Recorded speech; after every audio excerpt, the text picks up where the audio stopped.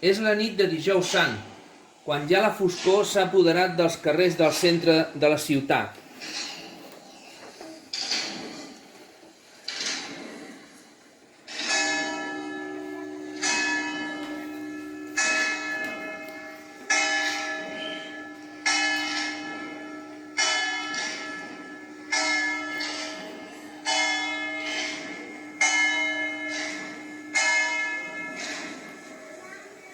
On es pot viure